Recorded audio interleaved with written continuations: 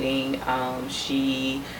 She's a Christian. She's Caucasian, and I felt like she responded in the way that I anticipated her to respond. I'm so sorry that you are experiencing this, that this is happening yet again, unwarranted.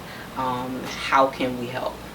And I appreciated that from her. I attend an all-white Christian school, and they made a statement, and I'm not pleased with the statement that they made. And so I am drafting a response that I hope to have out by Friday to let them know that they didn't say enough, because that's what we need. We need you to say it, and then I need you to do it.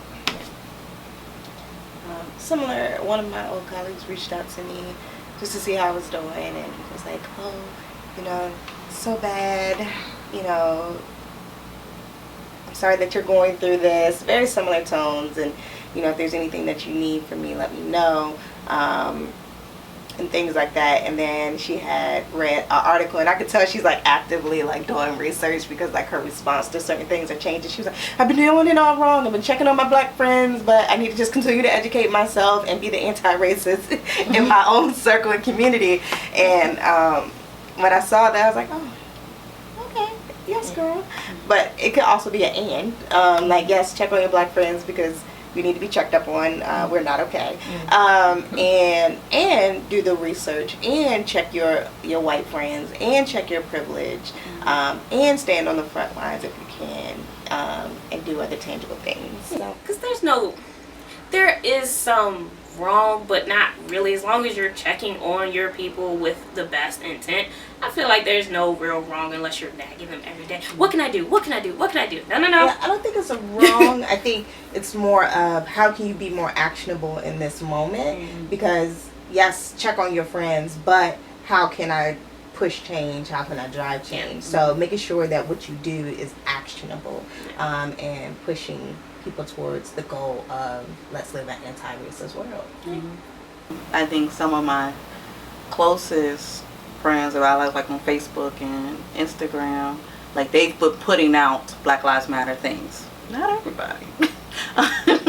And I've noticed that, but these are also people I haven't talked to in a while. But like, so one of my best camp friends, she responds to things that I put up, and then she also puts up things that I respond to. So which is amazing. And then same as mom, my campus is a Christian campus as well, and I didn't really like their response either. So I was like, what am I going to say to that? And I guess not liking the responses, because I think that it wasn't self-reflective, right? It was like the typical Christian, oh, we all love everyone and we want everybody to, and I know, protests and riots are scary. No. They didn't even say protest. They were like rioters and looting. Do you find yourself questioning, feel free to put this in or not, but like white Christians? Yes. And I'm like, do we serve the same God? Right? But like, it makes me wonder sometimes about, and not even just white Christians, even just black Christians too. They're like, just give it to Jesus. Okay. Look, we all started questioning some Christians in Corona when they was just like, I gotta go to church. Why? Because Jesus is there. Therefore, if Jesus is there, he'll protect me from Corona. First of all, Jesus is everywhere. And act right.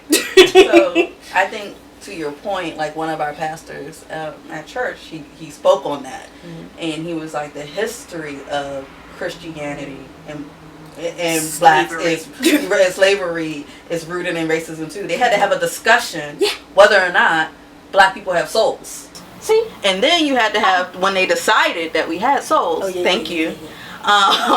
That now we run across, how do we teach a Bible that talks about Jesus sets us free when you're not supposed, that like you're still perpetuating slavery? So not saying that that's what Christians of today are thinking, but I do believe we need to check our history, because our history forms where we are today, and if we're not speaking to the history, we will just repeat it. What, if any, has caused you the most hurt or weary in this time? I think seeing 2 other cases after George Floyd. So that makes me hurt and angry. Then also seeing police officers defend, like, and they always say it's a bad apple and things. And I'm like, but wait a minute. Then why aren't we getting them out? You know, like why? I think that they're angry at the people, but we didn't cause this. Right. You need to be angry at the officers who are making these choices and taking away the innocent lives of people based off of their assumptions and racist thought processing. Let's get them. Be mad at them because they're the ones that are marring your name. I mean, They're the ones that are causing people to be upset. So that kind of upsets me that like because I think it'd be different if it was just like the police officers who've been kneeling with the people. But even then, it's like, but then your union and your leaders are saying, nope, we're going to be who we are. You're not, we are, this is what we do for the community. And they're not seeing it. They're seeing it. I don't think in this time of age you can't say that you're not seeing it. You're choosing not to see it. When I say not seeing it, I mean understanding You're not, it. Like you're not, you don't have any clarity on it because you're stuck in whatever your perception of the world is. And I mean, I think that happens too in general, like when you're just stuck in your perception and it's hard to see outside of that. Yeah, and you're right, they're refusing to see outside of true, what but it is. if you're going to start with that one part of the parable of that's just a bad apple, you got to finish it. Mm-hmm.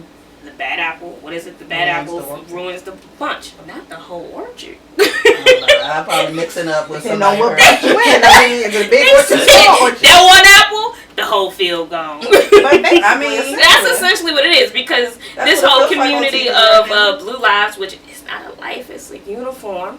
You can take that off and you will still be whatever race you are.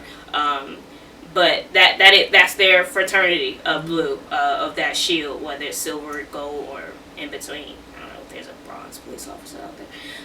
But that's their family, their secondary family, and you don't turn your back on your